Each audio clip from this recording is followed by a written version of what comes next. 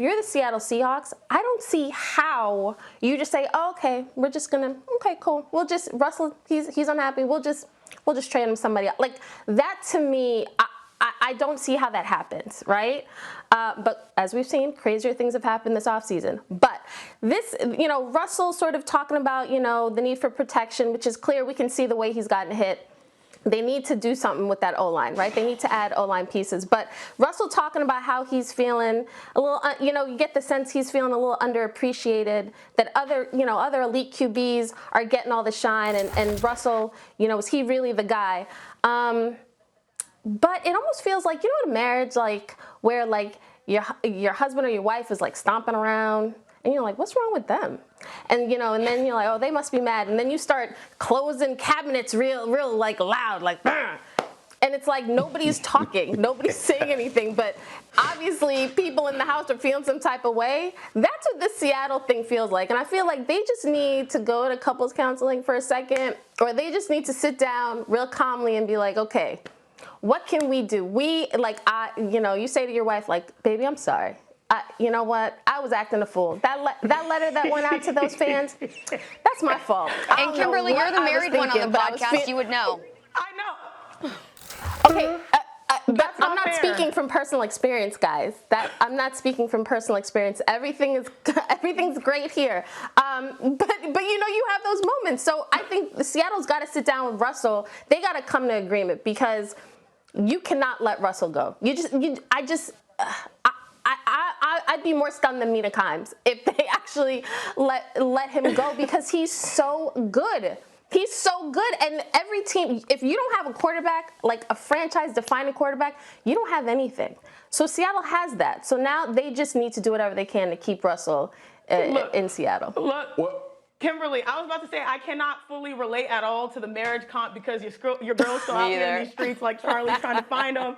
Okay, but you talked about like how much he's been hit. This man, Russell Wilson, has been sacked 48 and 47 times in the last 2 years. He's the most sacked out of anyone in the past 9 seasons, right, since he's been in the league. And so you would think, and I know Marcus Spears gets this, you would think that the Seahawks would learn after watching Dak Prescott be left out of the hype video with the Cowboys. Now, things worked out well for Dak after all of that, so you have to keep your eye on the prize. But I'm just a little bit more surprised that the Seahawks don't realize, like, they're playing this footsie sort of like who's going to leave first or who's really more mad, and they're trying to flex their muscles. Maybe that's where your marriage comp comes in.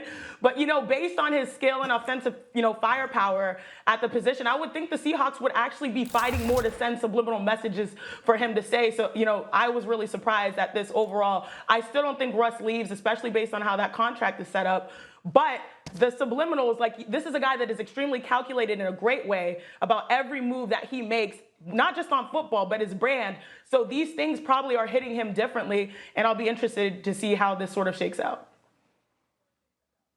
Well, listen, there's a code to how you divulge information, right? If you Russ and you're giving out these breadcrumbs and you're trying to lead somebody down a path to making you believe you either want out or they need to make some wholesale changes in order for you to be happy in Seattle, or you could just be gangster and say, I want the hell out of here. I don't want to be here no more. I want to go play somewhere else in an offense that's going to not only protect me, but I'm going to be able to put up these MVP-like numbers for the entire year. And the offense is predicated on pushing the ball down the field. And it's not Pete Carroll mindset where I want to run it and be physical and all of that stuff. And then the other part is I'm married too. And Kim says, I've been through it. I've been through it all. And the bottom line is this. When you giving subliminals, when you ain't really saying what you want to say, you ain't happy, period. So at some point, it's going to come out. And then you start getting omitted from things. Like my wife used to, if we beefing or if we got an issue, she asked me most of the time, hey, babe, I'm going to the store. You want me to go to the store with you? Yeah, babe, I enjoy it. Let's go to the store. But if she just grab them keys and get in that damn car, y'all, and leave and go to the grocery store, after the last 9 times she done asked me, then I know something is going on. So something going on in Seattle. What I'm asking is for Russ to say what he wants to happen. I want to hear from Russ if that is something he's trying to get to. Anything outside of that, You're just having some issues with your mate. And y'all should talk, communicate, and get over it and move forward, which I think eventually will happen. Yeah. And he'll be playing quarterback for the Seahawks. Thanks for watching ESPN on YouTube. For live streaming sports and premium content, subscribe to ESPN+.